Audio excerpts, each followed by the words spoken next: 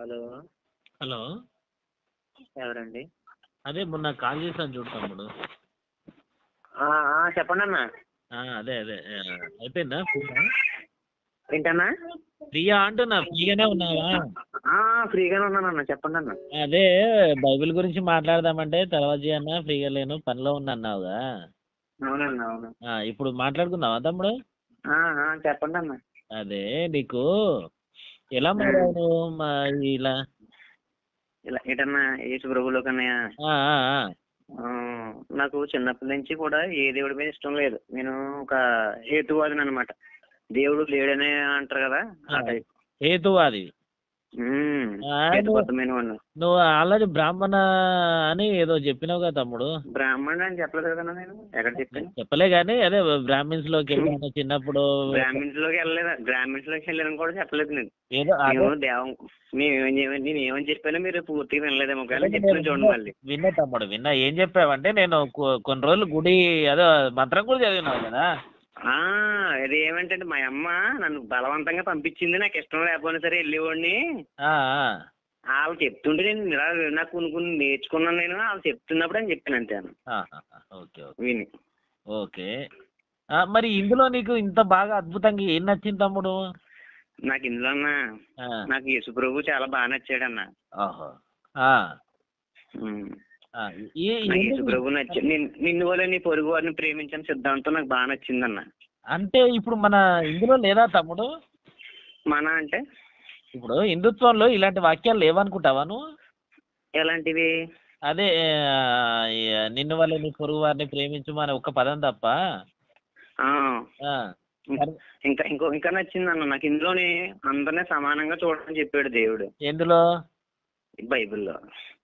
మరి అంటే బైబిల్లో సమానంగా చూసారా తమ్ముడు? సమానంగానే చూసారన్న.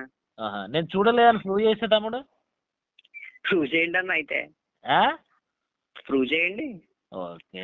ప్రూవ్ చేసినా సరే నేను వేసుకుని చచ్చిపోయేంత వరకు. నువ్వు వదలొద్దులే కానీ నువ్వు అలానే మరి ఇప్పుడు కాదన్న, ఇప్పుడు వదలలేనప్పుడు నాతో డిస్కషన్ ఎందుకన్నా? నాకు వేసుకో అంటే మీరు ఎంత మాట్లాడిన ఇష్టం తగ్గదు కదా తమ్ముడు. ఇప్పుడు నువ్వు నమ్మేవని ఊరుకున్నావా? నువ్వు నన్ను ఊరుకోలేదు కదా తమ్ముడు. నువ్వు ఏం చేశావు? ఒక సాక్ష్యం యూట్యూబ్ లో పెట్టావు, నెంబర్ కూడా ఇచ్చావు. యూట్యూబ్ లో పెట్టాను, నెంబర్ కూడా ఇచ్చాను. ఎవరికే? క్రైస్తవులకి. అలా కాదు. అది పబ్లిక్ ప్లాట్ఫారం తమ్ముడు. అందులో నువ్వు ఇంకేమిటి ఏం చెప్తావు? ఇప్పుడు నేను నమ్మకం అని చెప్పలేదు కదా ఎవరినైనా.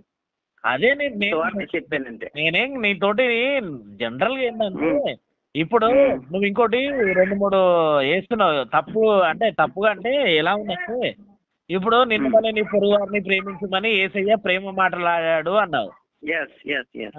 ఇప్పుడు అదే మన మత్తయ్య, ఒకసారి నీ దగ్గర బైబిల్ ఉందా తమ్ముడు? ఉందన్న. ఒకసారి తీస్తావా? చెప్పండి. తీసే మత్తయి 18వ అధ్యాయం. ఒకసారి ఉందన్న.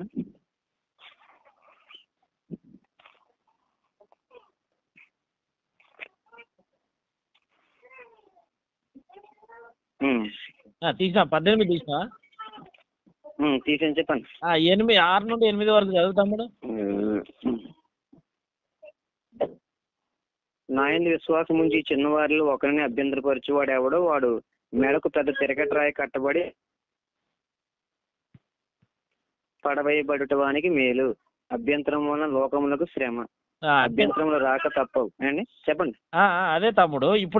ఇప్పుడు యేసు అందు ఎవరైతే విశ్వాసం ఉండని వాళ్ళని తిరగటి రాయి కట్టి సముద్రంలో పడవేయమన్నాడు. ఇది ఎంతవరకు కరెక్ట్ తమ్ముడు? నా యందు విశ్వాసం ఉంచు ఈ చిన్నవారిలో ఒకరిని అభ్యంతరపరచడం. ఇప్పుడు అన్న, మంచిని వెతికేవాడి దగ్గరికి ఇప్పుడు రావద్దంటున్నారని ఎవరన్నానే. మంచి చేసుకునేవాడిని చేసుకునేవ్వండి, మీరు ఆడి జోలికి వెళ్ళకండి అని చెప్పాడు, అంతే అన్న. కాదు వాళ్ళ జోలికి వెళ్ళొద్దు. తిరగటి రాయి కట్టి సముద్రంలో పడవేయదు. అవును. ఇప్పుడు దొంగతనం చేసేవాడిని వద్దని చెప్పడం మంచిదే, కానీ దొంగతనం చేయలేనివాడిని నువ్వు చెయ్యి, ఖచ్చితంగా చెయ్యకపోతే కుదరదు, నేను చంపేస్తానంటే తప్పే కదన్నా. మరి అలాగే విశ్వాసం ఉంచడం అనేది మంచిదే కదా. విశ్వాసం ఇప్పుడు నేను ఉంచలేదు తమ్ముడు.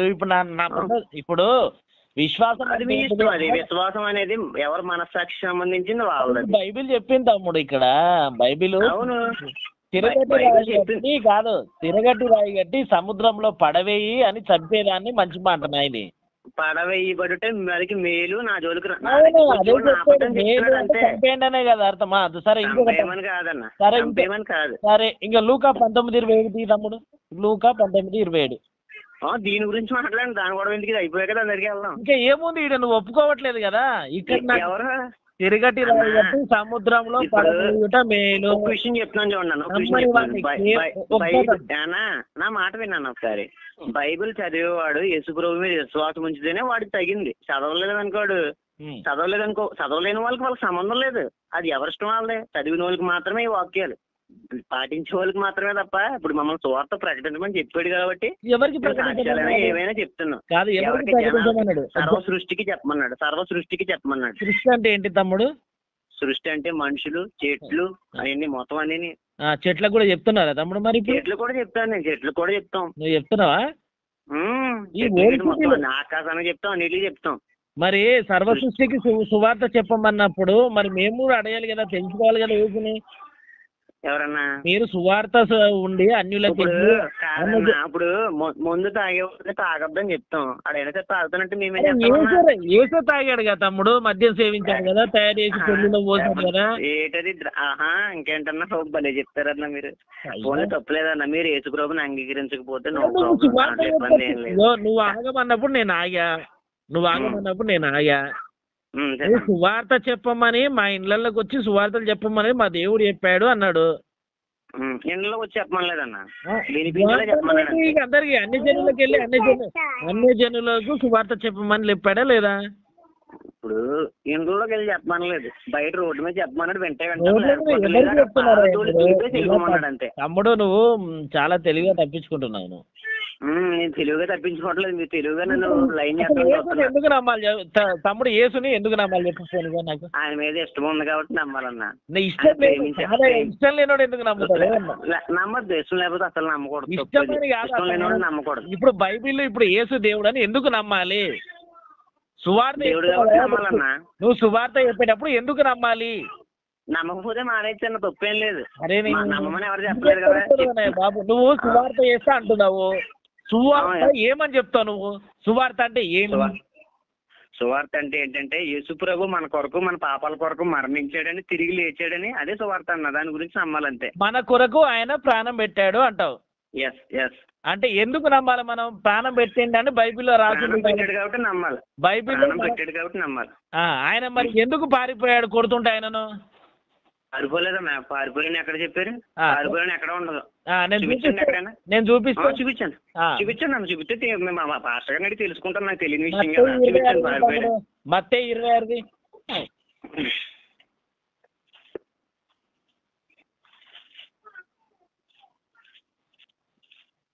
26 తీసేని చెప్పండి. చదవండి ఒకసారి. Okay okay. ఏముందాడ మత్తయి 26 అధ్యాయం చెప్పలేదు కానీ ఒక్క నిమిషం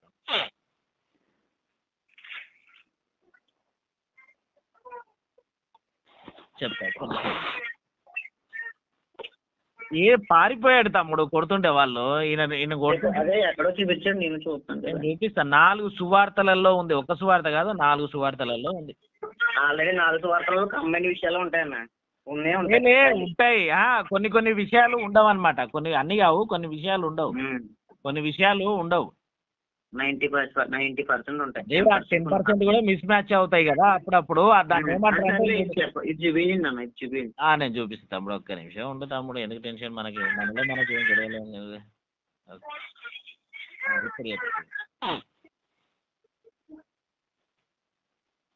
4 చోట్ల పారిపోయాడు తమ్ముడు. ఒక్కసారి కాదు, 4 చోట్ల ఉంది క్లియర్గా పారిపోయినట్టుగా.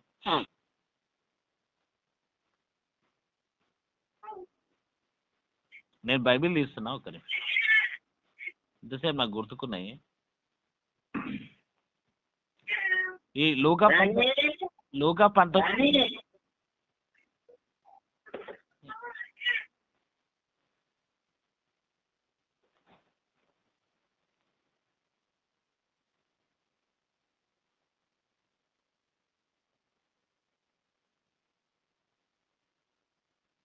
తమ్ముడు తీసావా?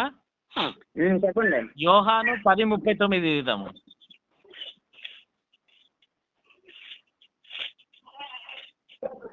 చూపించండి. చదువు తమ్ముడు. 10:39. 10:39. యోహాను 10:39. చదువు తమ్ముడు. అప్పుడు యేసు చూడని వారిని చూడవలెను, చూడని వారు చూడవలెను, చూచువారు గుడ్డివారు కావాలను అనే తీర్పు నిమిత్తం నేను లోకమునకు వచ్చిందని చెప్పాను. ఇంకేముందన్నా? కాదు, 10:30. యోహాను 10:39 తమ్ముడు. 10:39. వారు మరలా ఆయనను పట్టుకొని చూచిరి, ఆయన వారి చేతి నుండి తప్పించుకుని పోయాను. ఏంటమ్మి పారిపోయినా లేదన్నా, తప్పించుకుని పోవడం ఉంది. పారిపోలేదు అక్కడ, జస్ట్ తప్పించుకున్నాడు అంతే. తప్పించుకొని పోవడం ఏంటి, పారిపోవడం ఏంటి అన్న? ఒక విషయం చెప్తున్నాను చూడన్నా, లేఖనాలు నెరవేర్పు గురించి ఆయన మరణం కొద్దిగా ఆలస్యం అవ్వాల్సి ఉంది. అయితే ప్రవచనాలు ఉంటాయి ఇప్పుడు. గ్రంథంలో. నువ్వు తిప్పి తప్పకి తమ్ముడు. నీ ఇక్కడ నుంచి క్లియర్ గా మరలా అంటే అంత ముందుకు ఒకసారి పారిపోయి తప్పించుకున్నాడు, మళ్ళీ తప్పించుకున్నాడు. మరి ఈయన మన కోసము ఆయన ఉత్తి పుణ్యానికే పెట్టినని చెప్తారే ఈయన. ఒకసారి వింటారా? ఒకసారి వినండి. ఇప్పుడు యేసు ప్రభు పాపాల గురించి మరణించడం కొరకు ఒక సమయం నిర్ణయించబడి ఉంది.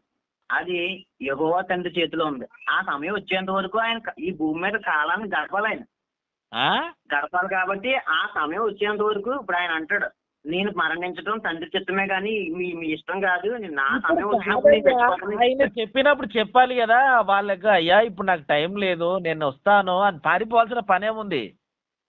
కొన్ని విషయాలు రాయబడలేకపోతే ఈయన రాయబడినప్పుడు వాక్యమే క్లియర్ గా ఉంది, తప్పించుకొని. ఇంకోటి యోహాను 11:54. లేదులే అని ఎన్నన్నా తీని, నాకు యేసుప్రభు అంటే చాలా ఇష్టం. నీకు నువ్వు నిజాన్ని గ్రహించలేవు తమ్ముడు. వాళ్ళు ఏదో పాస్టర్ ఏదైతే చెబుతారో దాన్నే నమ్ముతారు. ఎక్కడ పాస్టర్లు ఏం చెప్తారో మీరు అదే నిజాన్ని మాత్రం గ్రహిస్తారు. కాదన్నా, మీ డౌట్లకి హనీ జాన్సన్ గారు ఫోన్ చేయండి అని చెప్తారు. వాడు ఎత్తాడు తమ్ముడు. నువ్వు కలుపు తమ్ముడు. ఇప్పుడు నువ్వు కలుపు తమ్ముడు. నేను కలుపును, నాకు అవసరం లేదన్నా.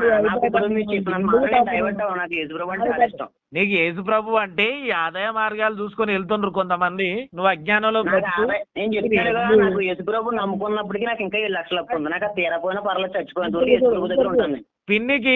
పిన్నికి స్వయంగా పిన్నికి కడుపు చేశాడు రూబేన్ గాడు. స్వయం తన పిన్నికి మేనత్తకి కడుపు చేసినాడు. అమరావతి గాడు మేనత్తకి చేశాడు. అవన్నీ ఒకసారి తల్లి కొడుకుల చేత బహిరంగంగా సెక్స్ చేసి చూపించండు డేవిడ్ గారు. ఒకసారి వింటారా అన్నా? ఇప్పుడు మీరు ఆర్గ్యుమెంట్ చేస్తున్నారు కదా, మీరు ఎందుకు చెప్పినా సరే నా ఆలోచన మారదు. నాకు డబ్బులు వస్తాయని నేను చెప్పలేదు. మీరు ఎంతలా చేసుకున్నా మీ ఇష్టం. మీరు వచ్చి బైబిల్లో నాకు ఇదే చెప్పాలి. నాకు ఎక్కడ ఇంట్లో ఎంత చండాలం ఉన్నా చాలు, నాకు పక్క మతాలతో పని లేదు. కానీ నేను బైబిల్లో నేను గుళ్ళో అది చదివాను, నేను గుళ్ళో మంత్రాలు చదివాను అనుకుంటే నేను అసలు నీకు ఫోన్ చేసేవాడిని కాదు. నువ్వు నేను ఆ విషయంలో ఎవరిని కించపరిచినట్టు కాదు. నీకేంట్రా అబ్బాయి పని? నాకు గుడి గురించి వెళ్ళావు, గుడి గురించి చెప్పావా? నేను బాపనోళ్ళ దగ్గరికి వెళ్ళాను, మంత్రం కూడా చదివావు కాబట్టి. మంత్రం అదే అన్నా, చెప్పలేదు కదా. ఇప్పుడు ఈ చెత్త అంతా నువ్వు ఎందుకు చెప్పావు అక్కడ? నీకు బైబిల్లో సరిగ్గా తెలీదు, నీకు బైబిల్లో ఏముందో తెలీదు, బైబిల్లో ఎంత ఉందో తెలీదు. నాతో మాట్లాడాడు, అందుకే నేను నమ్ముకున్నాను. నాతో మాట్లాడియండ్రా బాబు, నీతో మాట్లాడి ఏమన్నారా వచ్చి? ఏం మాట్లాడారు? అందరితో మాట్లాడుతున్నాడు కదా, మరి అందరితో మాట్లాడుతుంటే ఏం మాట్లాడు చెప్పు నీతోటి. నా పేరు చెప్పు. ఇప్పుడు వేసే నీతో మాట్లాడుతున్నా. 1 గంటకి లేచి మీరు మోకరించి ప్రార్థన చేసి నిజమైన దేవుడు అయితే నాతో మాట్లాడని ఆయనే మాట్లాడతాడు. అరే మరి రాత్రిపూట మందు తాగి పొద్దుపూట లేచావేమో, అర్థమైందా? మాట్లాడంటే మాట్లాడతాడంట. ఏసే ఏమన్నా దేవుడు మాట్లాడతాడా? మాట్లాడి ఏం చెప్పాడు మరి నీకు చెప్పు. నాతో ఏం మాట్లాడతాడని చెప్పాడు. ఏం చెప్పాడు నీతో మాట్లాడి? ఏం చెప్పాడు చెప్పు. నువ్వు నా సొత్తు పేరు పెట్టి నేను పిలిచానని చెప్పాడు అన్న. ఏం పేరు పెట్టి పిలిచాడు నిన్ను? నన్ను ఏం పేరు పెట్టి పిలిచాడు? వాక్యం ప్రకారం అలా ఉంటుంది చెప్పాడు. నువ్వు నా సొత్తు అని వాక్య షోలో చెప్పిపోయాడా? అవును. నాతో కూడా మాట్లాడాడు రా తమ్ముడు. అన్న మీరు అసభ్యకరంగా మాట్లాడుతున్నారన్న. మీతో మాట్లాడాలనుకుంటున్నాను. నేను అసభ్యకరంగా నాతో కూడా మాట్లాడాడు. మేరీకి పుట్టలేదు, పరిశుద్ధాత్మ కమ్ముకుంటే పుట్టాను. ఆ పరిశుద్ధాత్మ అంటాడు ప్యాంతర్ వచ్చి మా మేరీని రేప్ చేశాడు, అందుకే పుట్టానని చెప్పాడు. నమ్ముతావా నువ్వు? అది నిజమే కదన్నా. నిజమే కదా తమ్ముడు. కదా, పరిశుద్ధాత్మ ద్వారా పుట్టాడన్న. అదే పరిశుద్ధాత్మ పాంతర్ రూపంలో వచ్చిందట. అలా రాలేదన్న. లేదు తమ్ముడు, పరిశుద్ధాత్మ రూపంలో వచ్చింది. పరిశుద్ధాత్మ రూపంలో ఫస్ట్ పరిశుద్ధాత్మ వచ్చి పాంతర్ మీదకి ఎక్కింది. ఆ పాంతర్ వచ్చి మైరీ దగ్గరికి వచ్చాడు. అలా పుట్టాడు యేసయ్య. సర్లేను, ఉంటానన్న. బాయ్. మీరే ఎందుకు గొప్పోళ్ళు తమ్ముడు? అయ్యారు. విను తమ్ముడు, విను. మీరే గొప్పోళ్ళు అయ్యారు. ఆ? ఉంటానన్న. ఈ మీరు- డిబేట్ లో మీరే తగ్గారు. ఉంటానే. సరే, మంచిది.